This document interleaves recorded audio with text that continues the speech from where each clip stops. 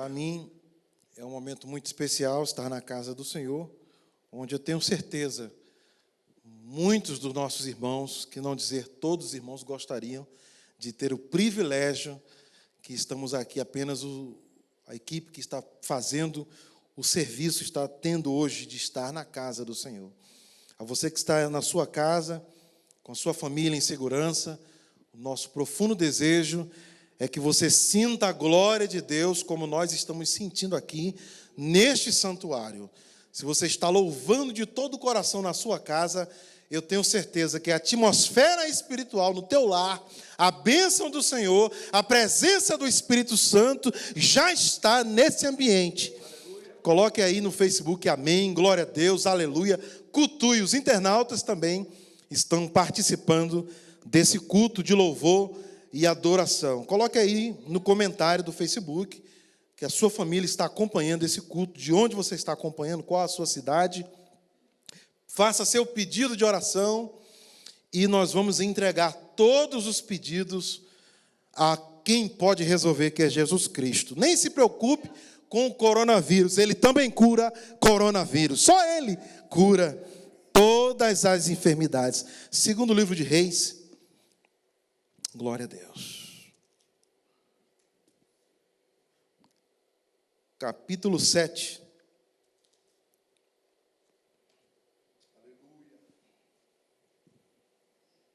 Vamos ler o versículo 1 e o versículo 2. Segundo o livro de Reis, capítulo 7, versículo 1 e o versículo 2. Assim diz a palavra do Senhor. Então disse Eliseu, ouvi a palavra do Senhor. Assim diz o Senhor, amanhã, quase a este tempo, uma medida de farinha haverá por um ciclo, e 2 medidas de cevada por um ciclo, à porta de Samaria. Porém, um capitão em cuja mão o rei se encostava, respondeu ao homem de Deus e disse: eis que, ainda que o Senhor fizesse janelas no céu, poder-se-ia fazer isso? E ele disse: eis que o verás com os teus olhos, porém daí não comerás. Deus Santo, Pai de eternidade, na tua presença está a tua igreja, Pai, se não todos aqui presencialmente, mas online, acompanhando este culto de louvor e adoração, adorando a Deus em suas casas, porque o Senhor é Deus de perto, mas o Senhor também é Deus de longe. Aonde quer, Senhor, que haja um filho teu, uma filha tua, um jovem, um adolescente, um ancião, Senhor, que ele sinta e receba, Senhor, o alimento vivo que desce do céu esta noite, Pai. Oramos por toda a igreja e pelo nosso pastor e pela missionária Norma. Deus abençoe, Senhor, esta palavra ministrada aos nossos corações essa noite. Revela-nos os mistérios, Senhor. Que a nossa mente esteja, Senhor, focada, que a nossa mente esteja entregue, que a nossa mente esteja cativa àquilo que o Senhor quer falar conosco. Assim oramos no nome de Jesus. A igreja diz: glória a Deus. Quem puder depois anotar os irmãos que estão pedindo oração, eu agradeço. Já já, irmão Júlio vai botar também aí na tela da transmissão as redes sociais da igreja, o site, a forma de você contribuir com esse ministério e você continuar a sua fidelidade a Deus. Glória a Jesus.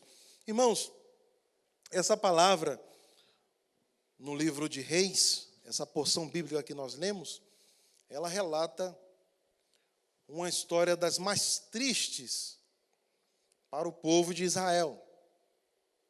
Especificamente aqui, quando nós falamos Israel, nesse capítulo, nessa situação, se trata do Reino do Norte. Nessa ocasião, já havia sido separado. O Reino do Norte tinha se revoltado, tinha se rebelado após a morte de Salomão, e juntaram-se 10 tribos, pastor Miguel, e formaram, então, o reino do norte. E o reino do sul ficou com a tribo de Judá e a tribo de Benjamim. A vantagem do sul é porque eles tinham no sul o templo de Salomão, né? Todo o ministério levítico, sacerdotal, ficou em Judá. E esse reinado de Judá, que era da linhagem de Davi, que Deus já havia prometido que manteria firme, né, a toda a descendência de Davi, sempre iria reinar. Então essa aí sobreviveu ao longo dos séculos até chegar Jesus.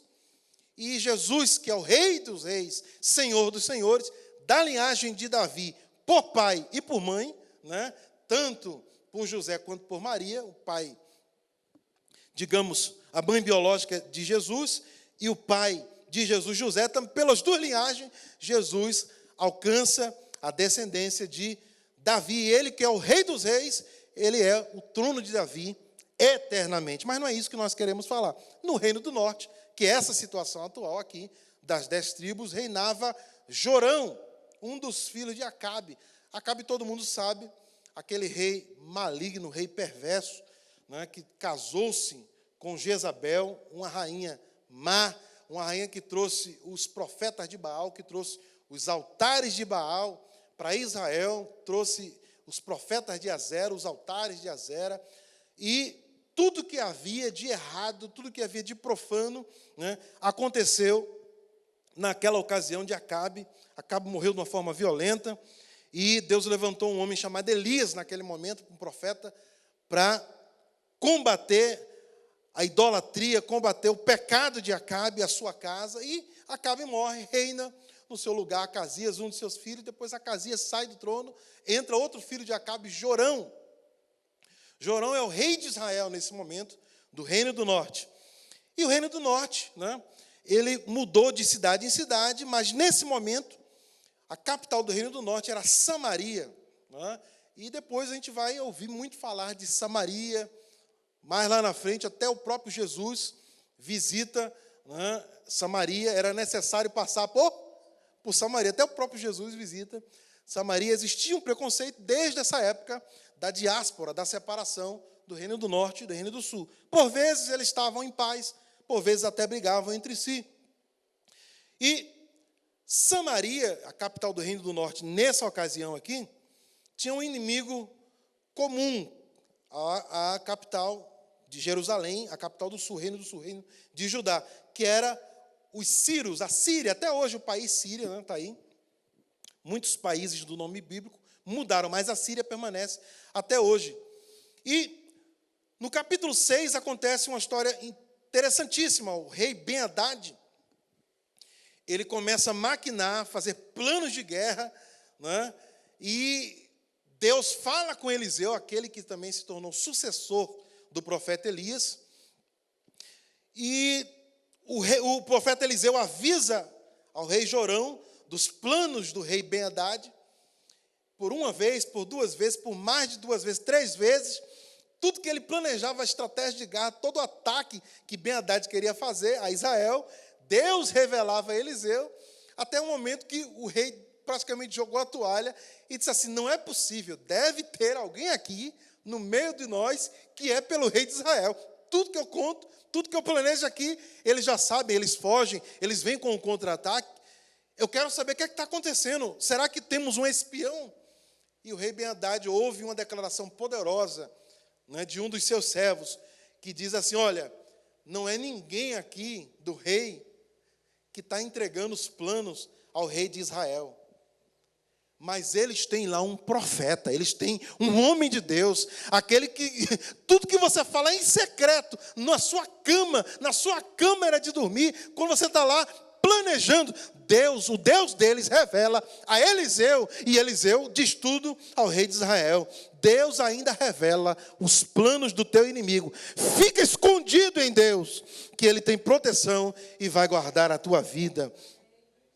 E aí, Ben-Hadad decide então caçar Eliseu, vivo ou morto. Aí vai, Adotã manda pesquisar onde é que está Eliseu, e manda um exército atrás de Eliseu.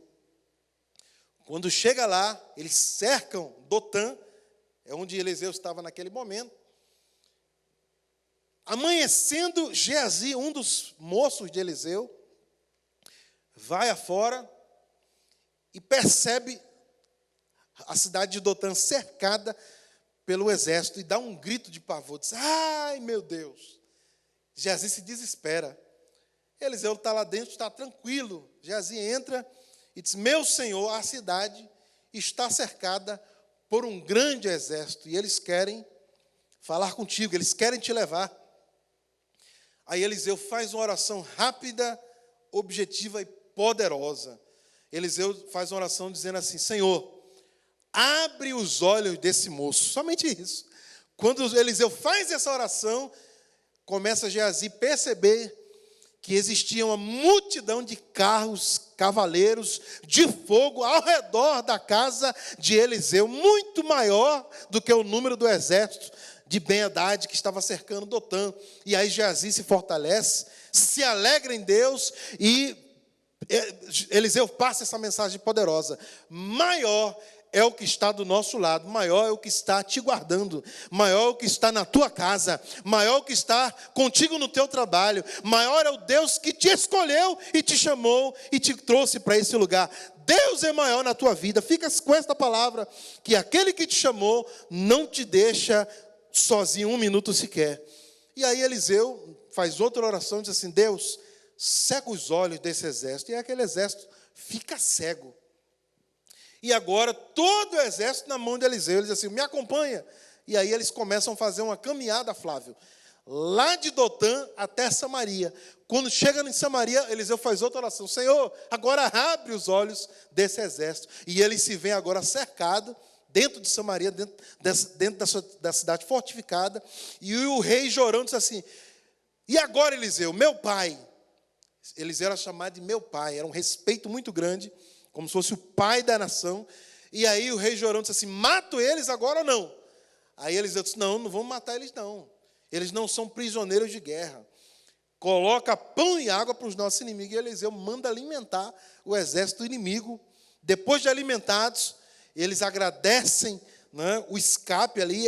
Eles seriam todos mortos ou aprisionados. Voltam para o rei Ben-Hadad. E a Bíblia diz, no final do capítulo 6, se você está acompanhando aí, que no momento, não, no versículo 23, ainda não final, no versículo 23 diz que por um tempo as tropas dos sírios não incomodaram mais a Israel, não entraram mais em Israel, por causa daquela benevolência que Eliseu mostrou para eles. Ninguém morreu naquele dia, e eles voltaram para Síria.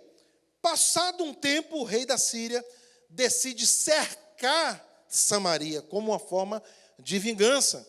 Era um desejo muito grande dos sírios possuir aquela cidade vizinha, possuir aquele reinado, né?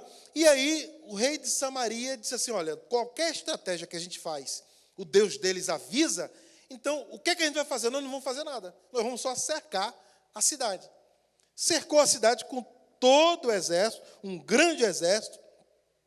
E aí, a partir daquele momento, não entrava e nem saía ninguém. Samaria estava sitiada. Passados uns dias, o caos estava instalado, né? Como alguém diz, a calamidade era terrível. Por quê? A cidade não estava sendo mais abastecida de alimentos, né? A cidade não estava mais sendo, o tempo todo, toda a rotina para que a cidade subsistisse tinha sido freado. Ou seja, a fome começou a se instalar naquela cidade, né? A coisa foi tão triste, acompanha aí no capítulo 6, e o versículo 25. Houve uma grande fome em Samaria, porque eis que a cercaram até que se vendeu uma cabeça de jumento por 80 peças de prata. Imagina, uma peça de prata significa algo em torno de 12 gramas, 15 gramas de prata. Agora, multiplico isso por 80. E o que está se comercializando aqui é a cabeça de um jumento. Não era mais nem... Não era nem a parte... Eu nunca comi jumento, mas não era mais nem a parte nobre, não era o pernil do jumento, não. Era a cabeça, ou seja, aquilo que ninguém quer. aquilo que não vale nada, valia 80 peças de prata, devido à oferta de mercado. A demanda era muito grande, era muito pouca, e a procura era muito grande. E, por mais que seja triste, eu tenho que ler isso aqui, olha só. E a quarta parte de um cabo de esterco de pombas, por 5 peças de prata. Ou seja, o esterco, né, a fezes do pombo, valia prata, era comercializado. Né, diz os historiadores aqui, Flávio Josefo diz que, possivelmente, eles estavam transformando esse esterco de pombo numa espécie de farinha ou numa espécie de tempero para comer com as cabeças de animais que sobraram. Que era a única coisa, já tinha se comido tudo. E além dessa tragédia alimentar, dessa escassez terrível de alimento, por causa do pecado de Acabe, por causa do pecado de Jorão, por causa da idolatria, né, as pessoas começaram a morrer. Acompanhe o capítulo 7, versículo 13. Olha só o que aqui diz o versículo 13. Muita gente morreu. Os historiadores dizem que chegava a morrer aqui, Moabe, 50 mil pessoas por dia. Não durou 30 dias, um mês, 2 meses.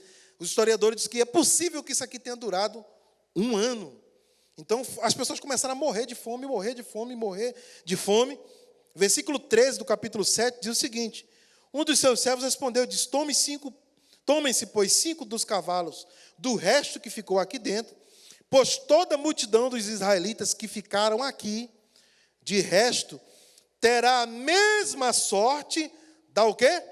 Da multidão dos israelitas que já pereceram. Ou seja, tinha uma multidão viva ainda, mas já tinha uma multidão de pessoas que já tinham morrido de fome.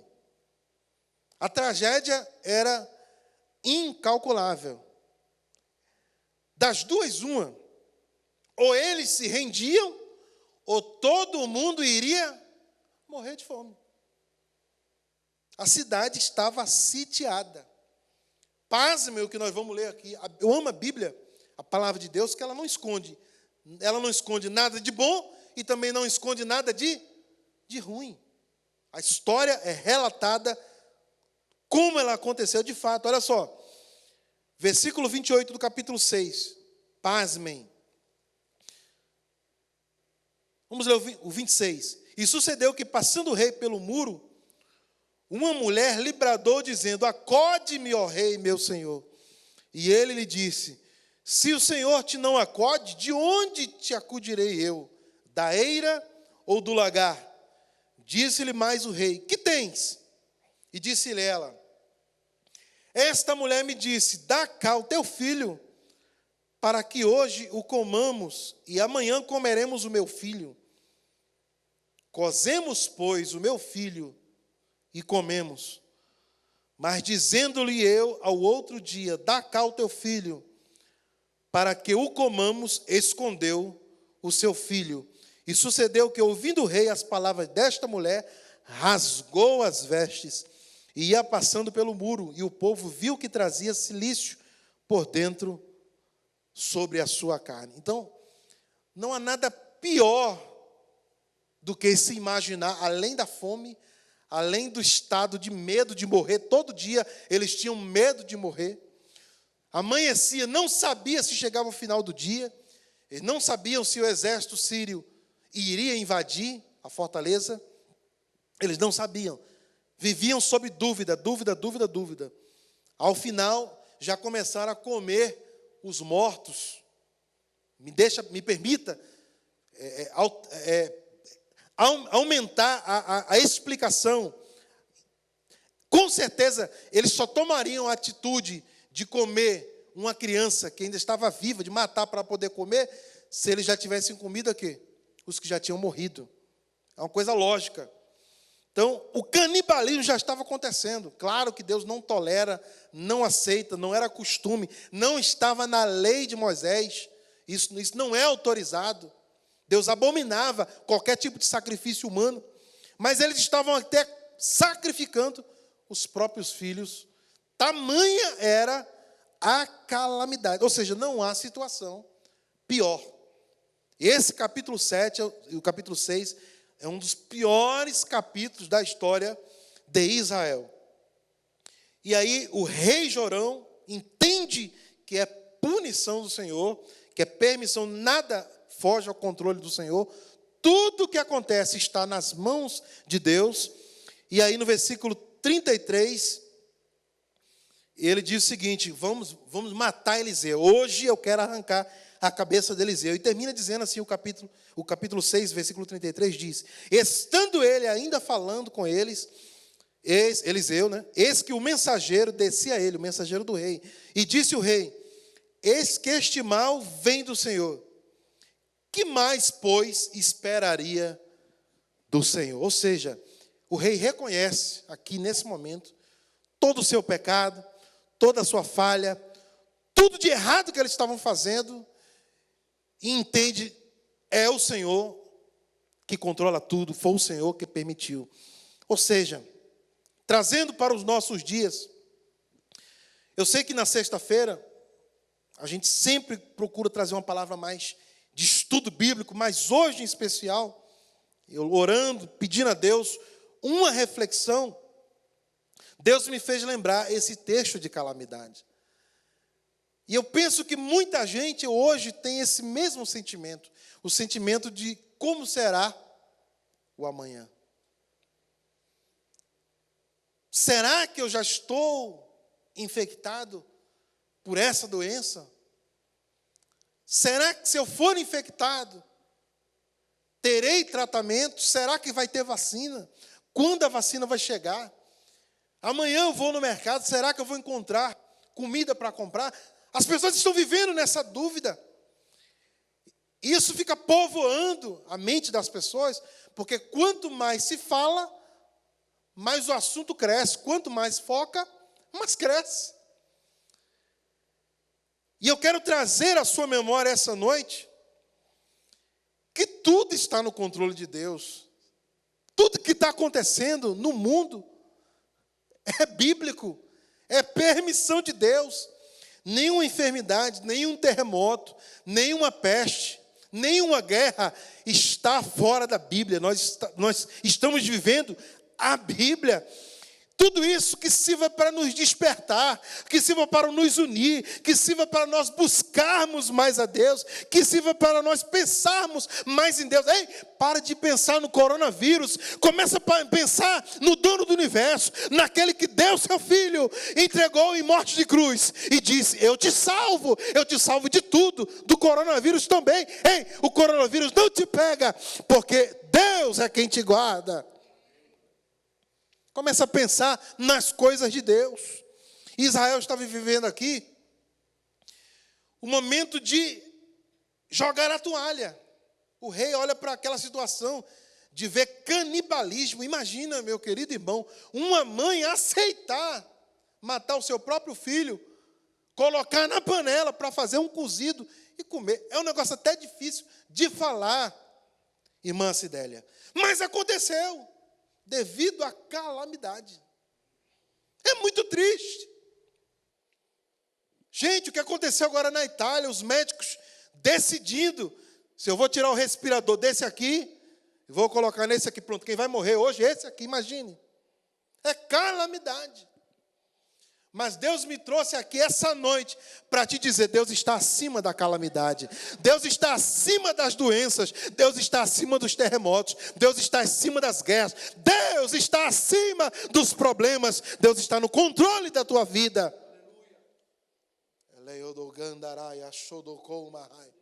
Deus controla tudo, hein? Descansa no Senhor. Só reconhece que é Deus que está no controle de tudo. E aí a gente entra no capítulo 7. Eliseu estava ali dentro também de Samaria, estava no cercado. Eliseu tinha livre acesso, ia para o reino do sul, ia para o reino do norte. Não tinha problema com Eliseu, mas Eliseu também estava passando por aquilo ali. Aí Eliseu libera uma palavra de autoridade da parte do Senhor, onde, irmão, só quem tem visão de Deus É impossível do natural, de uma conversa racional, de uma conversa lógica, de uma tautologia, de um axioma, de uma conclusão, você tirar uma profecia dessa, não. Essa hora é dizer assim, ó, vamos morrer. Acabou tudo. Você olhar para todos os lados, ver multidão de mortos. É o que a Bíblia está falando aqui. Multidão de mortos. O rei já tinha rasgado as suas vestes, como forma de dizer assim, eu não posso fazer mais nada. É Deus que vai fazer alguma coisa. Até o rei pecador, ele diz assim, isso aí vem do Senhor. O que é que eu posso agora esperar? Só do Senhor. Aleluia. E aí Eliseu, no capítulo 7, diz essa palavra. Então disse Eliseu, ouvi a palavra do Senhor. Assim diz o Senhor. Aleluia. Melhor coisa, irmão, quando o crente está numa aflição, quando está numa angústia, numa dúvida, a gente está em oração, esperando ouvir a voz de quem? Ouvir a voz do Senhor. A melhor voz que existe quando a gente está lá no fundo do poço, quando a gente está no meio das lágrimas, quando a gente se levanta de madrugada, vem os pensamentos negativos, a gente começa a chorar, a gente precisa ouvir a voz do Senhor. Oh, que voz maravilhosa, oh, que voz doce, como é amável a voz do Senhor. Elias estava na caverna, de repente Elias viu um terremoto, mas a voz do Senhor não estava num terremoto. Depois Elias viu um forte vento, a voz do Senhor também não estava num forte vento. Depois Elias viu um fogo intenso, a voz do Senhor não estava no fogo intenso. Depois ele sentiu uma brisa.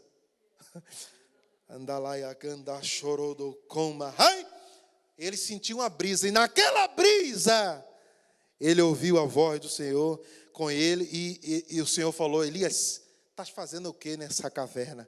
Sai da caverna, ei, sai da caverna da angústia, sai dessa caverna da depressão, sai dessa caverna do medo, sai dessa caverna do que será o amanhã. Teu amanhã pertence a Deus. Aleluia. E aí, Eliseu fala assim, assim diz o Senhor, amanhã, ei, você que está em casa, você que está no Instagram, você que está no Facebook, você que está no YouTube, o mundo não vai se acabar. Deus ainda tem amanhã para você. Não, o mundo não vai se acabar hoje. Pelas profecias bíblicas, nós sabemos, não é o final do mundo. Amanhã, quase a este tempo, ou seja, isso é que é fé, irmão.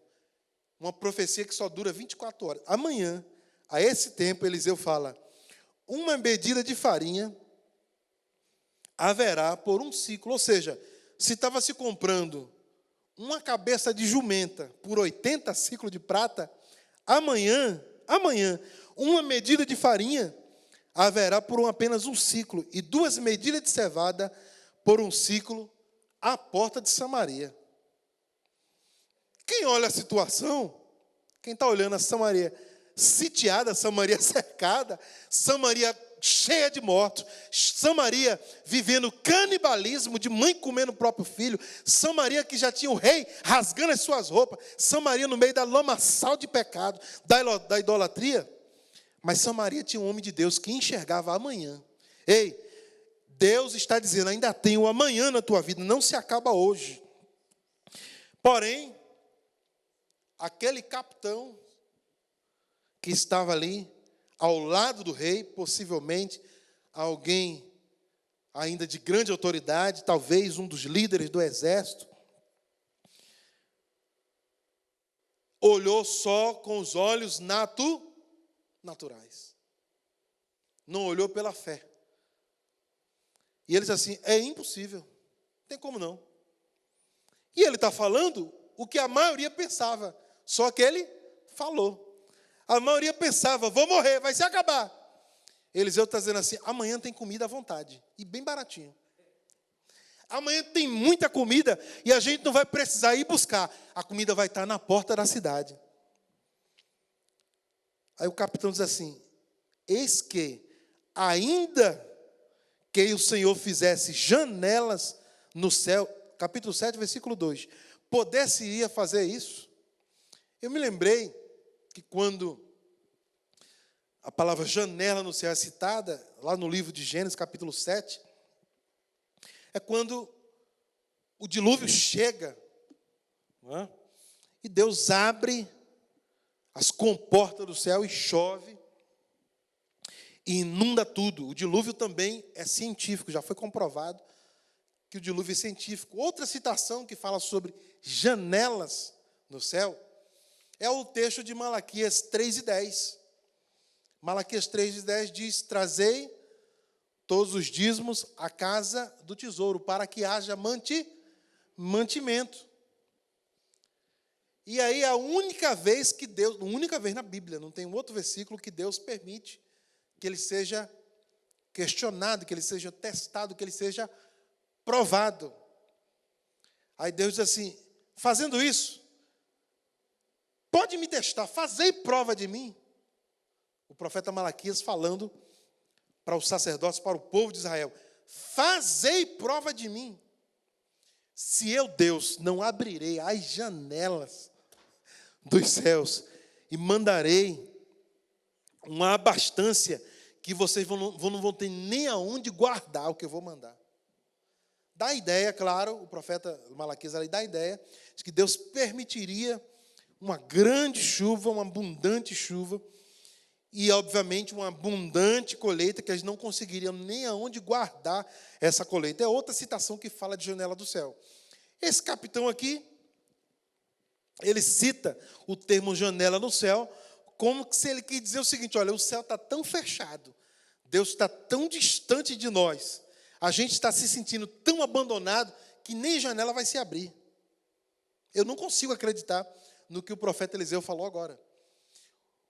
O capitão, ele é totalmente racional, mas por causa dessa racionalidade, ou seja, pensa comigo um pouquinho. Às vezes, a gente está muito ligado nas notícias, a gente está muito ligado nas pesquisas científicas, a gente está muito ligado nas estatísticas, quantos morreram, quantos foram curados, né?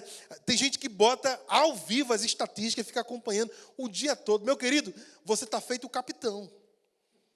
Esse capitão aqui. Aí Eliseu fala o seguinte para ele: ó, eis que o verás com os teus olhos, porém, daí não comerás. Ei, você que fica só ligado no natural, no científico, você que fica o tempo todo ligado nessas notícias ruins, você que está perdendo todo o seu tempo, sua energia, pensando no problema, está deixando de orar para o abençoador, aquele que traz a bênção, aquele que traz a solução, aquele que é a cura. Começa a pensar em Deus, começa a pensar nas coisas que são de cima, começa a acreditar na palavra que Deus tem um amanhã para a tua vida. O problema é só enxergar o natural, o problema. É só enxergar a dificuldade. É isso que o capitão fez. E Eliseu diz assim: vai acontecer. Agora você vai ver e não come. Porque você é muito natural, você é científico. Não creu, não acreditou. E aí Deus começa a usar pessoas que a gente não imagina que seriam jamais utilizadas. Do lado de fora da cidade, ou seja, dentro da cidade, estava a mortandade, a fome, o canibalismo, o desespero, a morte. Do lado de fora estava o exército cercando. E no meio do fogo cruzado estava somente os leprosos. Ninguém queria os leprosos do lado de lá, nem ninguém queria os leprosos do lado de cá. Era normal, todo leproso era isolado num acampamento externo à cidade. Os historiadores dizem que esses acampamentos giravam em torno de 300, 450, 500 leprosos. Até um rei, esqueço o nome dele agora, se alguém lembrar, até um rei que ficou leproso, não sei se foi Josias, eu não lembro agora, mas se alguém quiser pesquisar, o que me ajudar a pregar, bote aí no Facebook o nome que irmã Ruth está lendo, do rei que ficou leproso e teve que sair da cidade, até o rei. O seu filho ficou como príncipe regente no seu lugar, e ele teve que sair da cidade. Todo mundo tinha que se afastar da cidade, se fosse vitimado de lepra. Hoje não, hoje tem tratamento, hoje tem cura, a hanseníase, mas naquele momento lepra era tipo uma maldição, era separado do convívio social, de todas as festas, Era ficar à parte. E esses leprosos comiam o quê? Do que era dado na porta da cidade, ou nos muros, alguém jogava. Resto de comida. Só que nem resto de comida. Olha, se tinha morrido uma multidão dentro, os leprosos lá fora morreram ou não morreram? Os leprosos também morreram de fome. Só restaram somente os 4 últimos leprosos. Somente 4 leprosos sobraram para contar a história. E eles ficaram na porta da cidade, ó. Comida não está vindo mais. O que é que a gente faz? E aí os leprosos começam a conversar entre eles, assim, olha, se a gente ficar aqui, o que é que vai acontecer? Vamos morrer. Se a gente tentar entrar na cidade, o que é que vai acontecer? Nós vamos morrer. Bom, vamos tentar ir no exército dos sírios. Chega lá, se eles derem alguma coisa para a gente comer, ótimo. Se eles não nos matarem, já é o nosso destino. Então, somente morreremos. E aí, aqueles 4 leprosos se levantam, começam a andar em direção ao arraial, no mesmo dia que Eliseu profetizou. Começa a se levantar em direção ao arraial do exército da Síria, o exército do rei Ben-Hadad. E aí, no momento que esses leprosos estão caminhando, né, Deus começa a se utilizar de efeitos especiais, sobrenaturais. Glória a Deus. Esse é o Deus que você serve. O Deus que eu sirvo, o Deus que você serve, providenciou um efeito sonoro. Né? Deus fez uma camada de som se propagar no ar, Moabe, que parecia exércitos e exércitos. Eles começaram a escutar um barulho de carros, de cavaleiros, de carruagem, de um exército gritando em direção a eles. E eles estavam despreparados porque eles estavam ali só acampando, não sabiam, tinham certeza que Israel não ia fazer nada. Já fazia muito tempo que eles estavam só cercando. Quando eles ouviram aquele barulho ensurdecedor de um exército gigantesco vindo contra eles, o que é que eles fizeram? Começaram a correr. Deixaram tenda, deixaram comida, deixaram as armas, deixaram ouro, deixaram roupa, deixaram os cavalos, deixaram o jumento, começaram a correr. Salve-se quem puder. Existe um termo na psicologia, estou tentando lembrar desse termo desde que eu comecei a pregar, mas não lembrei. Comportamento, acho que é comportamento de manada, pastor. Não sei se esse é o termo correto. Mas é o seguinte, se passar uma pessoa correndo do seu lado, você tem vontade de ficar parado ou tem vontade de correr? Isso é o comportamento de manada. Agora imagine 10 pessoas correndo. Agora imagine 20, 30, 50. Quando chega 50 pessoas correndo, você não quer nem saber mais o que é. Você vai fazer o quê? Agora o exército correndo, meu querido. Largaram tudo, tudo. Porque os guardas, os sentinelas começaram a escutar o barulho de tem um exército. Alugaram o exército do Egito, alugaram o exército, deixa eu ver aqui, alugaram no versículo 6 do capítulo 7. Eles alugaram o exército dos reis dos heteus e os reis dos egípcios, ou seja, várias nações estão vindo contra nós para defender Israel. Salve-se quem puder, é correr. Nem tempo de subir no cavalo deu tempo. Só deu tempo de sebo nas canelas e correr, para não morrer. E era o quê? 4 leprosos. Mas lembra no capítulo 6, que a gente leu aqui agora também, um exército de fogo, com carruagens, cavaleiros, né? Acompanhava Eliseu? É o mesmo exército, ou seja, o exército do Senhor está acampando ao redor do seu povo, ao redor da sua casa, ao redor da sua família. Tem carros, tem carruagem de fogo defendendo quem é de Deus. Não te preocupa. Às vezes a pessoa diz assim, eu não tenho quem me defenda, eu estou me sentindo sozinho, eu estou numa nação estrangeira, o que vai ser de mim? O que é que vai acontecer comigo? Ei, tem exército de Deus defendendo a tua vida. Irmão, Deus botou exército para acompanhar leproso, 4 leprosos destinados a morrer, que dirá para acompanhar a tua vida. Você que tem chamada de Deus, você que foi salvo, lavado e remido pelo sangue de Jesus. Ei, na tua casa tem anjos do Senhor acampando. Essa guerra você não perde. E os 4 leprosos começaram a entrar no arraial dos sírios. Já estou caminhando para o final, não quero passar de 45 minutos. E aí, quando eles entraram ali no arraial, procuraram, não tinham nenhum inimigo. Viram roupa no chão, sandálias, armas, alimento. Aí foram fazer o quê? Entraram numa tenda, e a Bíblia diz que, no versículo 8, chegando, pois, estes leprosos à entrada do arraial, entraram numa tenda e fizeram o quê? Quem está lendo comigo, o que eles fizeram primeiro? Comeram, beberam. E tomaram dali prata, ouro e vestes. E foram esconder. Olha, nós estamos falando de leproso que não tinha nem o que comer, destinado à morte. Mas o Deus que eu sirvo, o Deus que você serve, usa leproso. Mas antes de usar o leproso, Deus mandou comida para o leproso, bebida, botaram roupa nova, roupa importada, né? Eles estavam pegando roupa de outro país, né? Ouro e prata. Abençoou os leprosos. Oh, que Deus maravilhoso. E os leprosos entraram em outra tenda. Acompanha comigo. Então voltaram, ainda estou no versículo 8. Então voltaram e entraram em outra tenda. E dali também tomaram alguma coisa. E a esconderam. Foram para outra tenda. Disse assim, realmente não tem mais ninguém. De repente, aqueles leprosos, já de barriga cheia, já bem abastecidos, com roupa nova, com ouro, com prata, com coisas, né, valiosas, e outras coisas que eles esconderam, penso eu, que até montaram nos cavalos para experimentar os cavalos dos sírios. E disse assim, olha, agora a gente tem que voltar lá em Israel. A gente tem que dar as boas novas, se tornaram missionários na mesma hora. E aí, eles voltam à porta da cidade.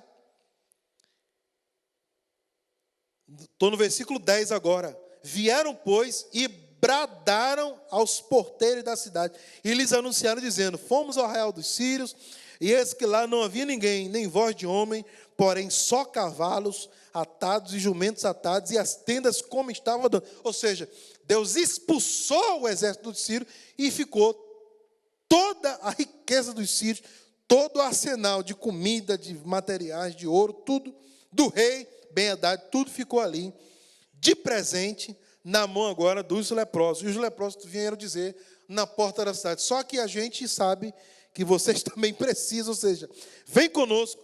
O rei, que era muito incrédulo, não estava crendo ainda na bênção, diz assim, ó, isso aí pode ter sido uma cilada, né?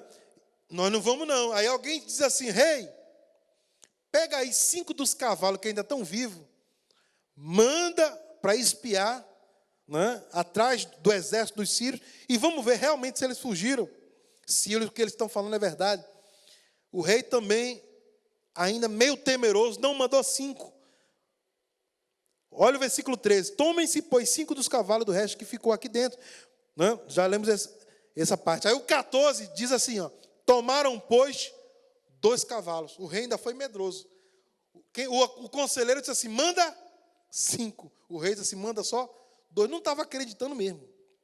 Né? Mas, como os leprosos estavam com outras roupas, estavam com a barriga cheia e dando boa notícia, imagino eu, que eles estavam até de cavalo, não sei, mas imagino eu, foram esses 2 cavalos de carro e o rei os enviou após o exército.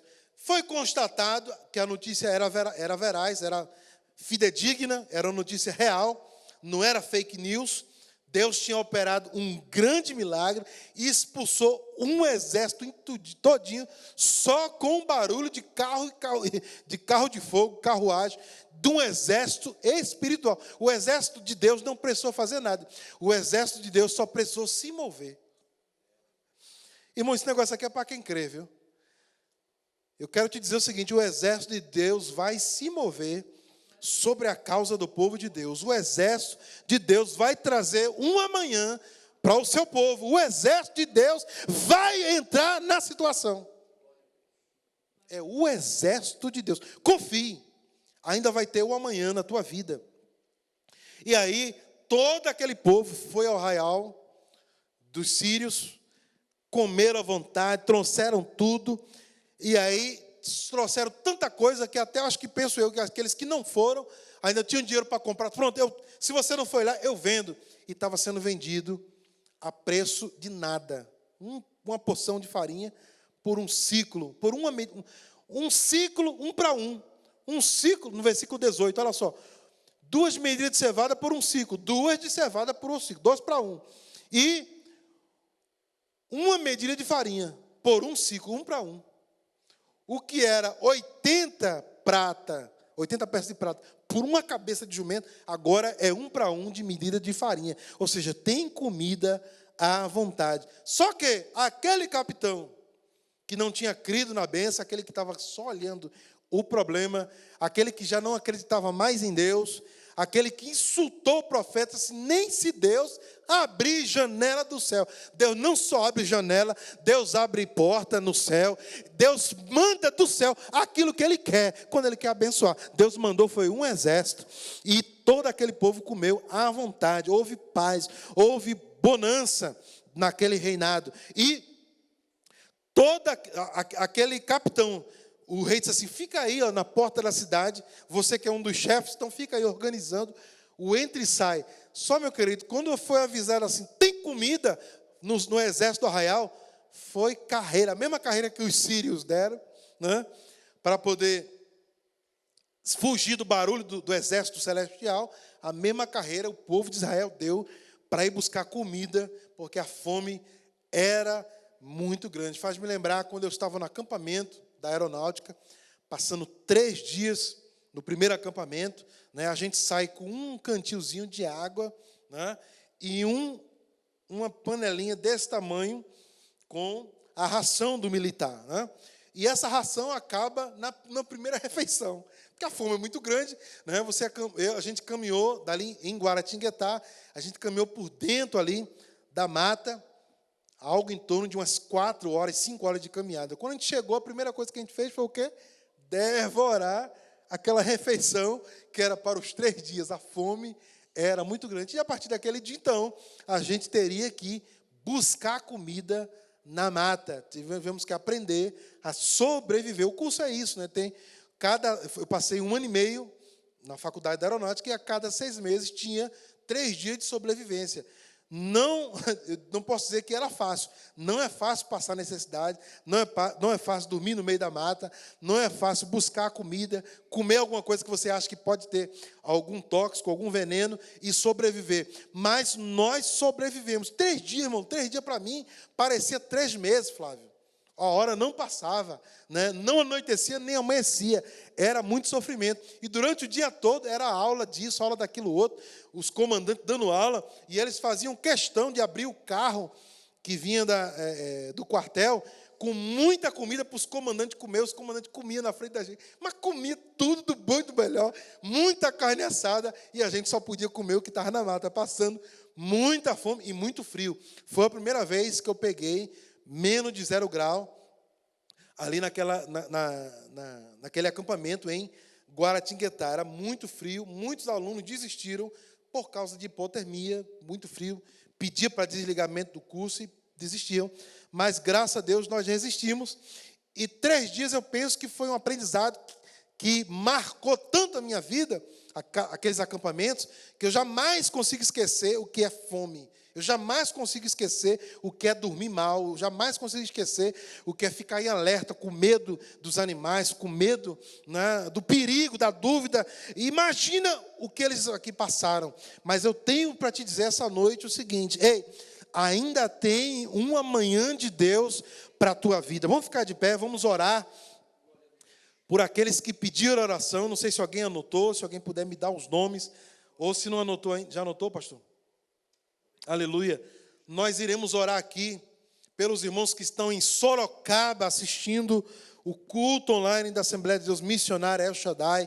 Que Deus abençoe. Os irmãos que estão em São Paulo, Volta Redonda, Feira de Santana, na Bahia, Nova Fátima também na Bahia, né? Pessoas também de Pernambuco que estão assistindo, meus amigos. Pedido de oração, irmã Débora Oliveira, pede oração por sua cidade em Sorocaba. As pessoas estão com medo, as pessoas estão com angústia, as pessoas estão com medo de sair na rua, as pessoas estão com medo de pegar uma doença que ainda não tem cura, que ainda não tem um remédio, que ainda não tem uma vacina. Ei, você não vai morrer. O amanhã de Deus vai chegar. Assim como o profeta Eliseu falou, amanhã por estas horas vai ter comida, vocês vão comer, vocês vão beber. A providência de Deus vai chegar. O milagre de Deus vai chegar na tua casa. Deus vai intervir na história, como Ele sempre intervém. Deus não abandona o seu povo, por mais que a gente sofra, por mais que a gente padeça. Vem o escape, vem o escape, vem o escape, vem o escape, vem o milagre sobre a tua casa. Eu declaro um milagre sobre a família, eu declaro um milagre sobre o planeta, sobre o mundo.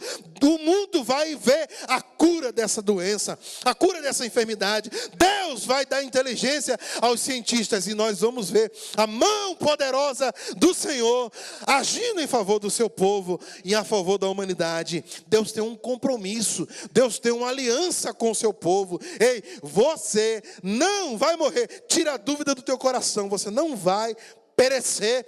Nessa enfermidade, nessa doença, você não morre. Contra Israel não vale encantamento. Aleluia, eu quero orar pela tua vida.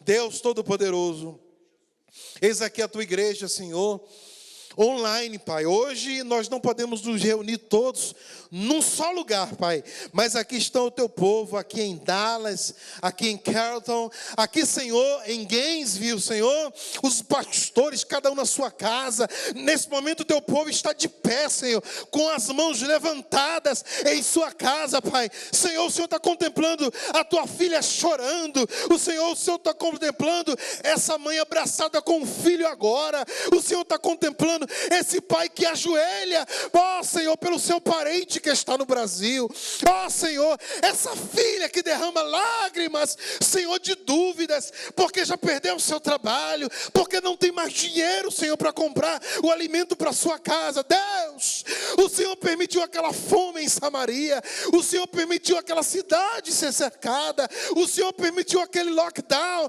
mas o Senhor também entrou com providência, o Senhor também entrou com milagre.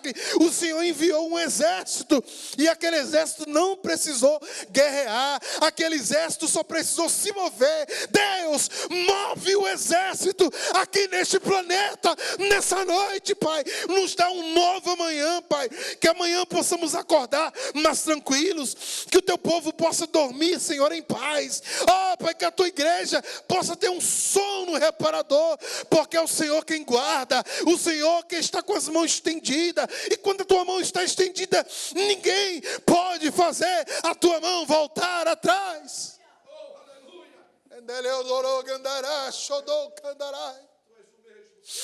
Tu és Senhor sobre a casa do teu filho.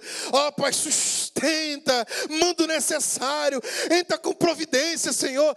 Toca no coração de alguém agora, Pai, para sair de casa e levar alimento na casa desse teu servo que está precisando. Deus, tu és providência, Pai. Entra com o milagre agora, entra com a cura agora, entra com a restauração agora, entra, Senhor, com o sobrenatural agora, no nome de Jesus, no nome de Jesus, no nome que é sobre todo nome, no nome que tem poder sobre todas as enfermidades, no nome que é mais forte que a morte, no nome que venceu a morte, no nome que tem todo poder e toda autoridade no céu e na terra, em nome de Jesus. Amém. Aleluia. Pastor Miguel.